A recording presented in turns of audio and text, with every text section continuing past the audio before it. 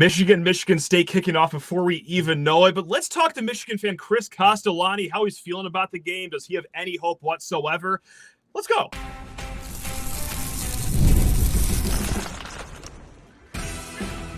You are Locked On Spartans, your daily podcast on the Michigan State Spartans, part of the Locked On Podcast Network, your team every day. Today's episode of Locked On Spartans is brought to you by FanDuel. Place your first $5 bet, and you'll get started with $200 in bonus bets guaranteed. Just visit FanDuel.com to get started. Spartan friends, Spartan family, Locked On Spartans listeners, thank you all so much for tuning in to Locked On Spartans, your team in green and white 5 days a week. Please rate, review, subscribe, comment below your score prediction for this game because, you know what, Chris Castellani of Chris and Company, of just everything media, Screw it. No foreplay, no build-up. Let's just get right into it. Who's winning Saturday? Let's go. Let's just get straight to the point here. You know what's weird is I'm 7 games in, and I still based on what I've seen, honestly, and I'm not trying to cop out. I will give you a prediction. Based on what I've seen, I feel like Michigan State is in a much better place right now. Okay. Now, Michigan, to their, I don't want to say credit, but just I think it's truth. When you look at the schedule this year has been significantly harder than it was a year ago at this time. A year ago when these two teams played each other, they had not been tested. Now, obviously, Michigan, a significantly weaker version of what they were a year ago. But, you know, you play Texas, a future playoff team, and you get blown out. You play Washington on the road. That was probably the one you'd like to have back, but an emotional game, big game for them, rematch the national championship at night, you lose that. Illinois is a top 25 team, right? And you lose that. So there's a part of me that thinks, am I looking at the record and maybe being too harsh? But the fact is, man, if there's a game that this can be compared to in this rivalry coming into it, all the way down to being a night game, is 2017, which is, I think that if you look at these rosters top to bottom, I think that Michigan, if you go position by position, has more talent and definitely more NFL guys. But when you go back and look at that game in that season, you know, it wasn't like Lewerke did anything spectacular in that game. He was totally serviceable, but you had Michigan consistently turning the ball over and throwing the ball to the other team. And MSU, that's right. Took advantage. MSU took advantage of short fields, and Michigan, you know, outside of their defense played really well. They gave up 2 touchdowns, but that was an offense that just couldn't sustain drives with the quarterback play that they had. Right now, that's how I'm feeling. The one word that I'm confident this game will be is ugly. I think that if there's an over under for turnovers, go ahead and take the over. I would say we're going to see, because that's Michigan is going to try to play into the, you know, their game where they're forcing Aiden Childs to throw picks, to fumble, and Michigan's offense has been a turnover machine that hasn't sustained drives. So right now, I mean, it wouldn't shock me if we see something of a repeat of that 14-10 game from 7 years ago. I think the way that Michigan wins is if they just firmly establish the line of scrimmage early to a point where you almost, sounds weird to say this, almost take your quarterback out of the game, like they did against USC, where it's Mullings, it's Edwards, it's running downhill, it's establishing drives. And I think of Michigan State teams of the past that could have worked over the last several years. But with Joe Rossi's defense improving the way that it has, I just don't see this being a team that's going to be able to run 40 times for 5 yards a pop consistently. I think that they're going to need to make some throws. And right now, I just don't see that with their quarterback play. And as erratic as Childs can be, you know, even on his bad days, they're good for 1 or 2 explosive plays to march every single game. So I'm thinking a low scoring, knockdown, drag out, ugly, probably 14-10, 17-14 game. Yeah, it's like a race to 20. Field position is going to matter. Which team isn't going to turn the ball over 3 or 4 times? That's all synonymous for just ugly. Yeah, and, for sure. And that is one thing too I wanted to bring up that I think has been overlooked is, you know, there's we put so much emphasis on Michigan's offensive struggles, and those are legitimate. But the fact is, those impact the rest of the team in the sense that this defense has been worn down. I mean, they have to deal with short field. Last year, the offense complemented the defense so well. We're going to go on a 7-minute drive, score a touchdown, and you guys are fresh, jump on the field, and you can force a 3 and out, and then we roll this thing back. The other thing too that Michigan has done a wonderful job of in previous years that they haven't done this year is that field position and special teams just has not been very solid. Now, their kicking game has been, but Tommy Doman's taken a massive step back as a punter, and we've seen this game be decided. I mean, the 15 game was a prime example. Before the Blake O'Neal muff punt, Michigan State had wildly outgained Michigan in that game, and yet Michigan was a snap away from winning because they had dominated the field position game that entire game. So I think that'll be an important thing to notice or pay attention to coming into this game as well. And I want to get more into, each side of the ball, the players. But, Chris, let's just focus on something more important as it pertains to this rivalry. And that's us. That's the fans, the idiots online that get to just throw barbs at each other in a game that we weren't actually involved in. But come on, it's not going to stop me if we win this game. Emotions for this game, because right now I'm an oddball. I actually hate how optimistic I am for this game. I never thought we'd be in this situation, but on the field, based on what we saw last week from both teams out of a bye, off the field, I think the health of the locker room mentality on each end is way different. Yes. Also betting trends too, which we might get into later. Certainly by tomorrow's show we will. I hate how optimistic I am right now. But you, Chris, Michigan fan over there, are you one of the few that are claiming to not care about this game? Are you nervous? Are you optimistic? What are the emotions going into Saturday here? The honest truth, and it stayed this way, I will continue to be critical of this team or praise this team when they are successful. So much. And this will wear off over time. I don't know. People say it's a 5-year window. I've never experienced anything like this, so we'll see. Sure. So much of the anxiety that comes with this game and comes with Ohio State has been shedded off of me because of the last 3 years, especially the national championship run. So I would say if this was 2022 and you're coming off the Kenneth Walker game with these two teams going up against each other, I'd probably be losing a lot more sleep. So there is a different vibe, I would say, for sure coming into this game. But no, I mean, it's still, I think that when you look, it's a much different storyline and in terms of the programs, because one thing I've said from the beginning with this Michigan team is I don't want to look at them as comparing them to the defending national champions, because record wise, you're literally comparing them to a team that was perfect and there's nowhere to go but down. So I'm just trying to view them as their own entity, which is a new unit with a first year coach, which is also what Michigan State has. So you kind of put them on an even playing field at that point. You say, okay, which first year coach feels like they have better control over their locker room at this point? And I think the answer is Jonathan Smith. I said this on I'll say this a few days ago, where I think Michigan right now, when you look at the lack of complementary football and the quarterback position and kind of some of the frustrations with the coaching staff hires, they're kind of a mess. Michigan State's had losses. They've had ugly losses. I wouldn't define them as a mess. I would define them as a team that's together, that is going through these struggles that you typically go through under the first year of a new coach. So, yeah, I mean, I think what they did off the bye week really kind of changed a lot of people's opinions, because Michigan came off the bye week and looked like they hadn't practiced. MSU came off the bye week and played one of their best games of the season a week ago. So, no, I mean, look, there's always a lot of I'll just use it. You can edit this. There's a lot of free in this game that happens every so often. But the thing is, this is one of those years where I don't know who the better team is. There's been certain years where I've been nervous because I know I'll look at the roster. They are better than this team. They should beat this team. This is one of those years where if they lose, it's on them for their lack of execution. I don't look, and it says more about what Michigan State is as opposed to what Michigan is, in my opinion.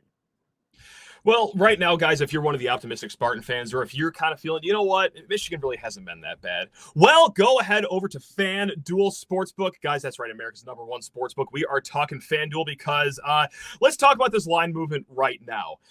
This thing opened, not in the offseason at -24. No, let's talk about last weekend when this opened at -6.5, Michigan being favored. All right, right now they're getting 60% of the bets, nearly 70% of the money. Guys, yet the line has moved to Michigan State +3.5 right now. This has swung 3 points the other way despite the bets, despite the money. If you're one of these sharps that are loving Michigan State, well, jump on that number just in case it goes any lower. I've never seen anything like this in a long time. Anyway, guys, let's say, you know what? Sun rises on Sunday, win or lose on Saturday. Well, we got the NFL slate ahead of us, and NFL fans, you can start the season with a big return on FanDuel, America's #1 sportsbook. So when you get a hunch in the middle of the game, you can check out the latest stats, view live play-by-play, and so much more on the same page where you place your bets. You will get started with $200 in bonus bets guaranteed when you place your first $5 bet. That's over at FanDuel.com, America's #1 sportsbook. Again, guys, FanDuel.com. Now let's drag it back out here for what is now an annual tradition. Talk about this Michigan State game, and my goodness gracious, what a roller coaster this has been the last few years. I had the 2021 game. That's great. Last year, I came in as defeated as you'll ever see a human being before that game, and now, well, here we are. look, no one wants to hear it, but it's kind of like a mid-off right now. No, it is, man. It kind of is. No, the juice has been taken out because when a little bit. This is an exciting rivalry when either both teams are really awesome or one of them is really awesome. Like at least last year, well, there was almost a foregone conclusion Michigan was going to win. Yep. There was still juice with the sign stealing stuff that just broke. Certainly. You're talking about a team that was going to be playing for a national championship. So there was something. Yeah, I mean, it's like the thing with this game is the winner, like, it might be the difference between bowl eligibility or not. It is, yeah. I think MSU is probably pretty comfortably in a bowl game at this point. But no, you're right. There's some air's been taken out of the balloon. So before we get into the players, I just got one question to ask, and this is based on my episode yesterday. And I said, what's at stake for both teams? For the Michigan side of things, and of course you're the Michigan fan here, you will be the one to set me straight. I said that this might be your worst loss, not just in the rivalry, but just straight up in a few years, because you guys haven't done a lot of losing lately. Yeah. Your losses have come against really good teams on big stages. No shame in that. But I said this would be a really bad loss, not because MSU is like a horrible team or anything, but just because how wide the gap is based on last season, 49-0. You guys won a national title. We were in the basement with our substitute teacher.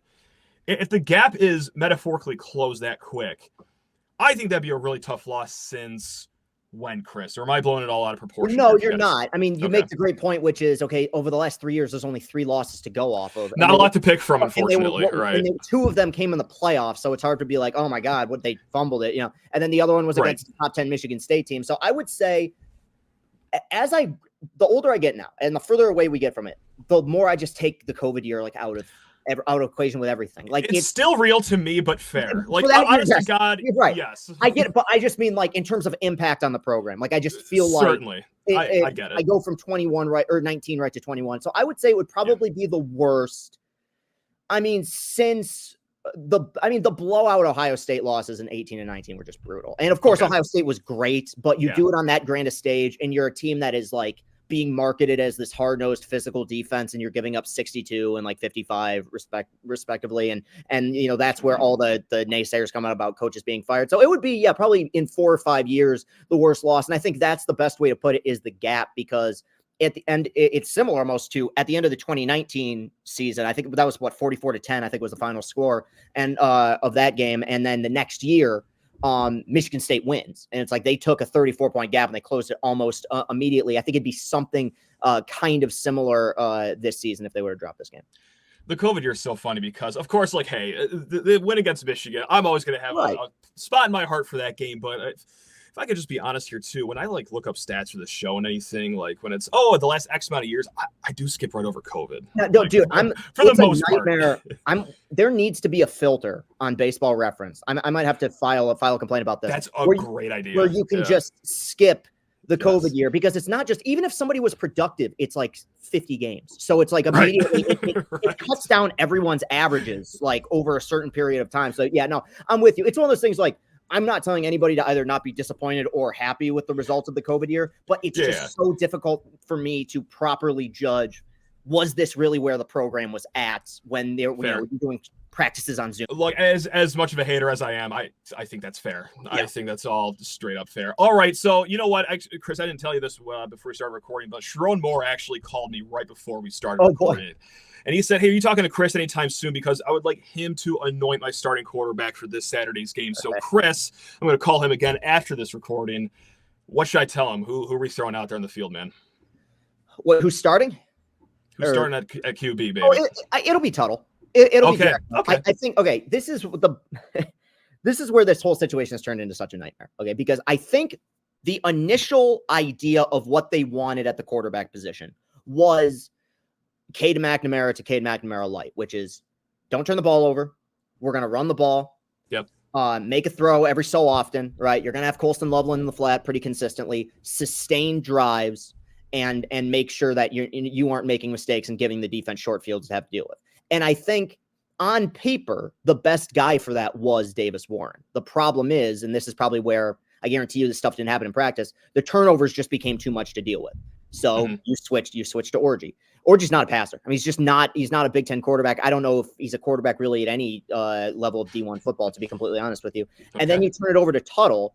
And I think the goal with that is literally, I think at this point, the guy's 25. It's his 7th year of college. He should know what he's doing in some capacity. And you kind of ended up with what you had originally with Davis Warren. So I think at this point, Sharon's philosophy will just be, I got to put my foot down because none of these guys are going to do anything to establish themselves. So then at that point, we're just going to keep spinning the wheel and spinning the wheel and spinning the wheel. And would you rather have an inconsistent 1 quarterback system or an inconsistent 3 quarterback system? You're probably just going to stick with the one guy. And so I think they'll go with Tuttle. And now if they get out to a early deficit and he throws a few picks, I could see him, circling it back to Davis Warren. But I think that I think it's Tuttle's team right now. The more fascinating thing will be what kind of impact do you expect your quarterback to have on your game plan? It goes back to what I talked about a little bit ago, which is like, I think I remember going back to the COVID game, I think Joe Milton threw the ball like 48, 50 times in that game. And it's like, as a Michigan offense,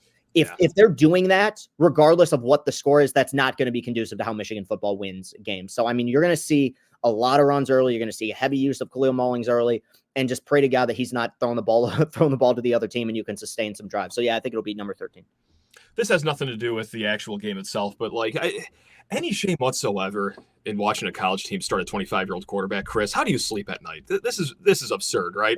If he was good, I wouldn't care. Sure. It's one of those things where it's so frustrating to me, and I've been harsh on the players, but I actually kind of, in general, I feel bad for the quarterbacks because when J.J. McCarthy announced he wasn't coming back, we're talking January of this year, every person knew you got to address the quarterback. You got to address the quarterback. I have serious doubts that you can run it back with these quarterbacks on your roster. And they did. So it's like, yeah, I know. I mean, it is getting silly now. Like the COVID year, like I think it aged all of us like 3 years because like, I think I was in 7th grade when like Hunter Dickinson made his college debut. I think it was, that sounds right. Yeah. Right. He played his first game during Obama's inauguration and now he's like in his 7th year of college. So it is bizarre. And I think I saw somebody point this. I think that this year is going to be the last year of that really funky, like now that's maybe not because Cam Rising can come back next year for an 8th year. So we'll see. He gets the exemption. Beyond that, yes. Right. He's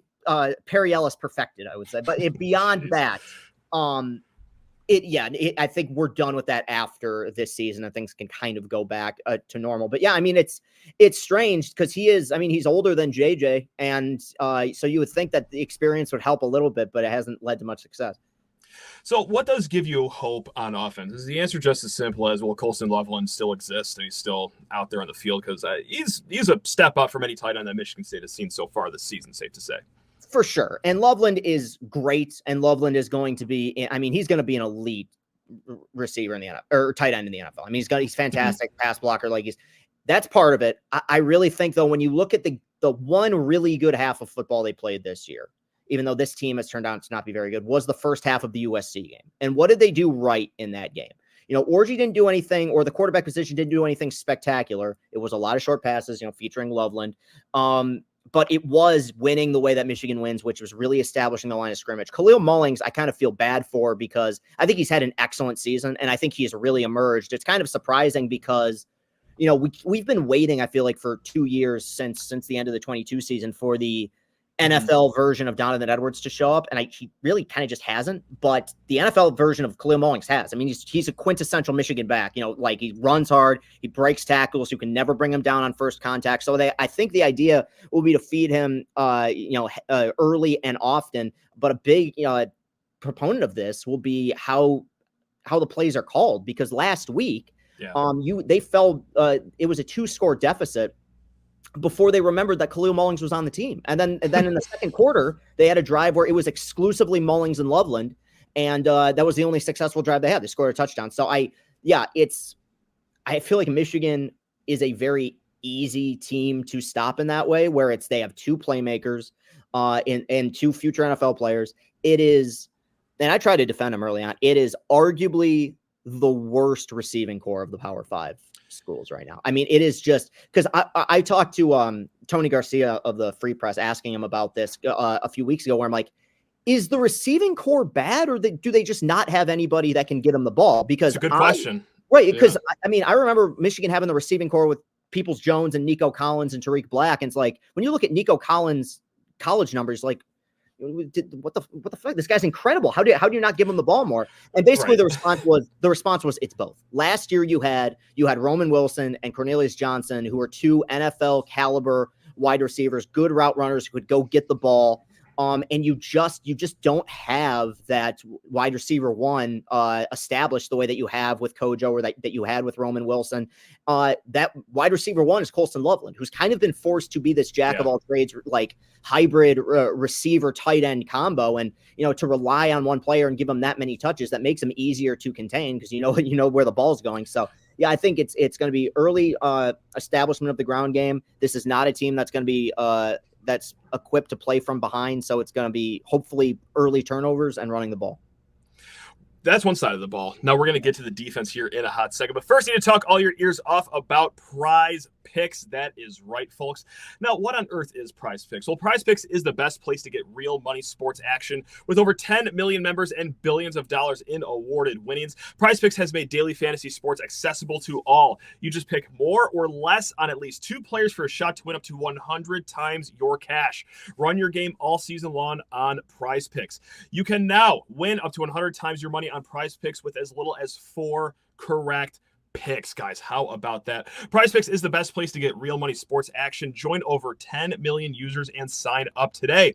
Sign up today and get $50 instantly when you play $5. You don't even need to win to receive the $50 bonus. It's guaranteed, guys. Nothing better than that. Now, download the app today. Use code LOCKEDONCollege to get $50 instantly after you play your first $5 lineup. Like, for example, Justin Jefferson for more than 83.5 receiving yards and Patrick Mahomes for less than 267 passing yards. Hey, you know what? Tie those together. Win yourself some cash. Again, download the app today. Use code LOCKEDONCollege to get $50 instantly after you play your first $5 lineup. Let's go, guys. It is Prize Picks. Run your game.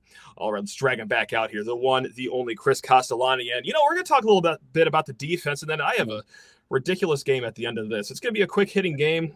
So just stick around for that one if you got time to kill. I killed the trivia last year, so I think you somehow scored like 12 out of 11 questions. Like I've never seen anything like that. Yeah. That was I know this game. I know this rivalry. Trust me. So yeah. No, it's amazing. You might have to know your Detroit Tigers too for this game. Okay, Aha, little teaser there. Cool. Look, the Will Johnson thing at the time of recording, it's all up in the air right now. He left the Illinois game with a toe injury. Sharon Moore said that he's questionable. Of course, there's the whispers of like, yeah, he's injured, but will he just shut it down, focus for the draft? Chris, let me ask the question like this. If he's out for this game, is it a bigger, and this is a real thinking man's question here, get ready to get deep. Is it a bigger impact on the field? Or in a way, is it a bigger impact off the field being like, well, hold on, wait a minute.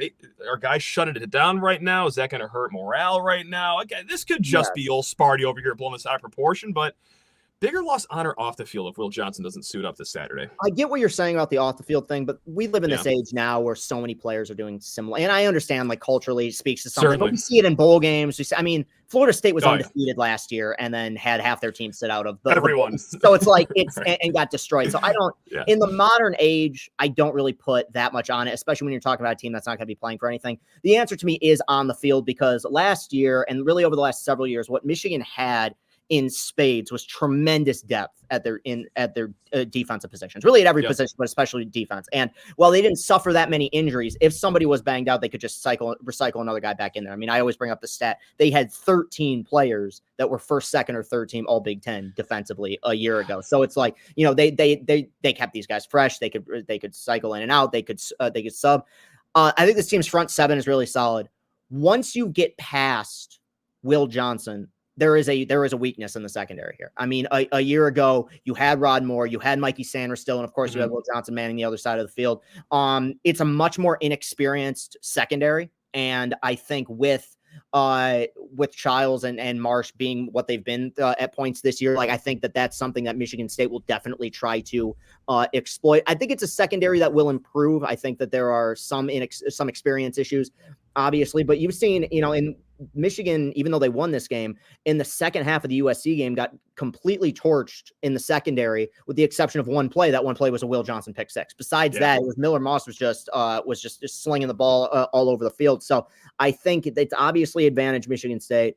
but I think it has more. It will have more impact on the field because you're talking about a guy who's been first team All-American, defensive MVP of the national championship game a year ago, all-time Michigan leader in pick sixes. I mean, really, even if he does shut it down, one of the great players that Michigan's ever had defensively.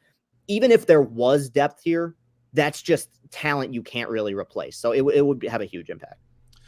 And you know what? Like, what's going to keep me awake at night? Worried about this game. And certainly there are a lot of things to worry about. But at the top of that list is where games are won, in the trenches. Yeah. Your defensive line over there, you got Mason Graham. Okay, he's going to be a top 10 pick. Kenneth Grant, you've seen him mocked in the first round. Josiah Stewart, like, he's one of the top, if not just straight up the top graded pass rusher on Pro Football Focus. Have they been living up to the hype of just being absolutely elite dominant? Have they just been pretty good? Or what do we got here for that front that you guys have?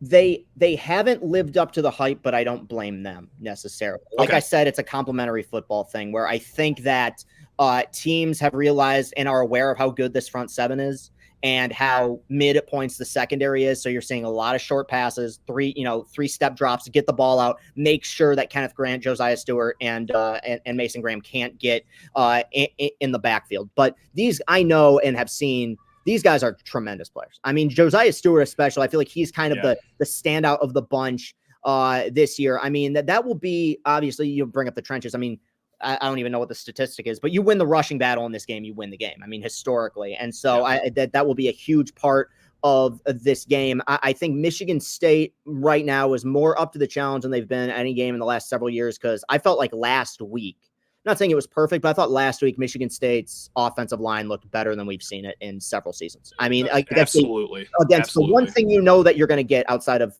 terrible offense with Iowa is a really good physical front seven. And I felt like MSU really held their own. They weren't going backwards. They were sustaining drives. They will need to kind of replicate that performance again if they want to be able to beat Michigan. Because the one thing that Michigan will try to do is force MSU to go backwards, which will lead to short fields. If MSU is getting behind the sticks early in drives and it leads to Michigan having to only drive 40, 50 yards for a touchdown, we're talking about a completely different game. So I think that Wink Martindale he's big on the simulated pressures. I think he's going to dial up a lot of pressures early on in this game to potentially, one, try to force a turnover, or two, try to force sacks and get MSU behind the sticks. Speaking of blocking, last question before we get to our silly little game here. Has Sharon Moore blocked you on Twitter yet? Are you the last one that he has? I saw Jim Costa, because I sent a snarky tweet to him yesterday too. And so I saw that Jim Costa had that he'd been blocked by him. No, he hasn't. So the potential of a Sharon Moore, Chris and Company episode is not out of the realm of possibility yet. Good. Okay. But by the way, Matt Sheehan, friend of the program as well. You are one of the elites. Thank you. You're on the Hall of Fame of guests.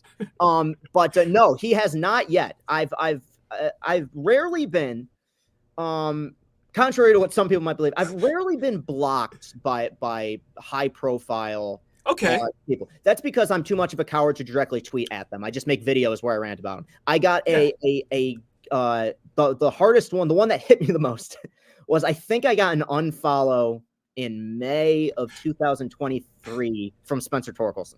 Oh, no. Yeah. And well, I get it. I mean, right, that's what I said. I'm like, you know what? If I was in his position and I'm coming off of and I'm the number one pick in the draft, and every night I got to listen to this dolt in a hoodie talk about how I'm batting 190, I'd want to punch him in the face. So I'm like, I actually said, ironically, in the 2023 season, I'm not saying there's a correlation. Right around then was when he started to hit, and I'm convinced he's like, I got. There's a correlation. So for that season, you're welcome, Tiger fans. But no, I have not been blocked by Sharon Moore yet. Yeah, I just because it's rivalry week, I got to bring up this block story. This is Pat Caputo. He's a columnist at Oakland Press. 97 won the ticket. This is back, I think, in 2010. He tweeted out of the Michigan State game, halftime, give me your thoughts. And me, with my very hard-hitting analysis, I tweeted back, Michigan sucks. Those are my thoughts. And then I got blocked for that. He blocked you for that? Back then, that was soft back then. Now in this day and age, oh my God, I feel like that's the nicest thing you can say. That's a 3 out of 10. Yeah, no, I got blocked.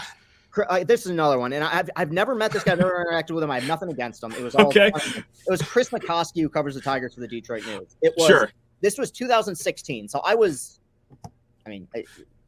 even more of a nothing at this point. No Tiger videos hadn't popped off, no bars. Okay. I was just a guy who tweeted from Tigers account. And I had looked up a statistic about, I think it was the ERA for the Tigers bullpen over a certain amount of time, over the last week or something like that. And I tweeted it out. And about 5 minutes later, he tweeted the same thing. Parallel thinking. He wasn't reading my tweets. We didn't follow each other. But I tweeted at him saying, like, I'm a journalist. You shouldn't steal my tweets. And he blocked me. And so it's been 8 years. I'm still blocked. I mean, I still I gotta use my burner to get McCoskey updates. But I besides that, no other big media members are yet to block me on Twitter. All right, that's good. There we go. Now, folks, it's time. Our first annual, maybe first ever, who knows how long we're going to do this for. It is Michigan State game stat getter or 21st century Detroit Tiger. As you guys have figured out by now, Chris is a massive Tigers fan. He's also watched this rivalry for quite some time. So, Chris, I have 9 names right here. Okay. I'll be shocked if people know any of these. But yes, they either recorded a single stat in this rivalry in like the last 10, 15 years. I didn't go back to the 60s for any of this. Or 21st century Tiger. Chris, name number 1. We're going to go with Kevin Cogger. Kevin Cogger. Is he a MSU Michigan game stat getter or a Detroit Tiger from the century? I'm going to go Michigan State. 2 catches, 16 yards for your University of Michigan Wolverines, Chris. In the 2011 game, sir, you are 1 for 1. Mm-hmm. Tight end, right? I believe so. Yeah, I believe you are right. Yeah. Number 2, Hank Pepper. Hank Pepper. That's a baseball name. But if it's 21st century, I'm thinking it might have been a little bit before my time. I'm going to say baseball.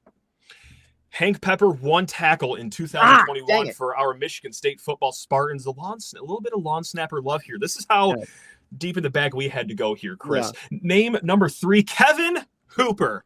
Kevin Hooper. Did this man record a stat in the Paul Bunyan game, or is he? That sounds like a Paul Bunyan game. I really went hard on you, man. 6 games for the Detroit Tigers back in 2005. He played less than 5% of the season. So oh, my God. So that is Mr. Kevin Hooper, just 5 games. I don't even know if he recorded double-digit at-bats back in the day. I have been mean in this game. Had to get payback for the trivia last year. Now name number 4, Andrew. Oh, my goodness, if I can speak. Andrew Gleichert. Andrew Gleichert. Tiger. 1 catch, 18 yards. In 2013, he played for Michigan State, but just 1 catch, 18 yards, and that is what we got right there. As we go to name number 5, Jordan Tata. Jordan Tata. Did this man play in the Paul Bunyan game? Did he record a stat, or did he play for those Motor City Kitties? I could totally see him being some out-of-nowhere contributor in the Paul Bunyan game, and I can also see him being like a game 127 call up for the first game of a doubleheader, middle infielder. I'm gonna go Tiger. And you would be correct. We are now on the winning side of things. 2006 reliever, 14.2 innings, 6.14 ERA. So you are not too far off with a game 127 call up right there. Name number 6, Brent Cleveland. Brent Cleveland. I've heard the name, and now I'm. See, some of these are fun that way. That's right. Yeah. You heard him 15 years ago. You have no idea if it was on ESPN. I'm gonna go Tiger. And you should go Tiger because you know what? I gotta say this was a selfish pick. He was one of my favorite utility guys back in 2006. Oh, Brent Cleveland, that's right. So yes, you got it right. We have 3 names left. Let's go with this guy, Brennan Bayer. Brennan Bayer. Okay, that's Paul Bunyan game, I think. That is Paul Bunyan game. He did play for you guys. He had 1 tackle in the 2014 game. Well done. You are on a hot streak right now. 2 names to go. Matt Wahlbeck. Matt Wahlbeck. That's Tiger, I think. That is a Tiger from the world famous, iconic 2003 season. Yeah. He was white hot at the plate, a 175 batting average for your Detroit Tigers. That was a tough sledding for Mr. Wahlbeck. As we go to the final name, you've already secured a winning percentage here, Chris. So congratulations for that. As we go to Josh Rouse. Josh Rouse. Ooh. I'm going to go Paul Bunyan game. Paul Bunyan game, we went back to 2008. He had 1 catch, just 7 yards, but a touchdown for Michigan State in that one. Guys, that was 5 Michigan State games. And now, of course, I picked all 5 games that Michigan State won. I had to have the slanted. I had to bring up the good memories for us Michigan State fans. But Chris, that's 6 out of 9, man. That is well done yet again at a completely nonsensical game to end this show. Cannot thank you enough for your time, your insight. Always a hoot and a half talking to you, man. Go ahead. What do you got to plug here before we let you go and enjoy the rest of your week before Spartans Wolverines? Well, for the people watching on YouTube, you see that's my Twitter handle at Castellani 2014. There you'll find the links to everything I'm doing. My TikTok, which is growing, that's at Chris Castellani. I have 2 shows.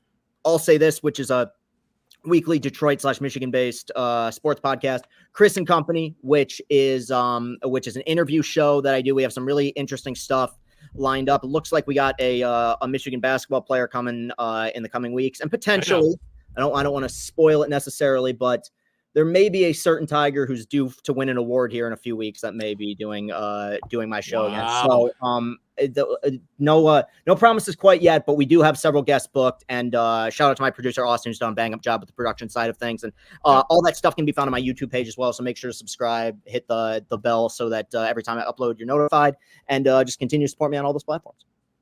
You're the best, Chris. Say with all you listeners, you viewers out there, love every single one of you. Whether you're a Spartan, whether you're a Wolverine, hey, thank you guys so much for tuning in to Locked On Spartans. We will be back.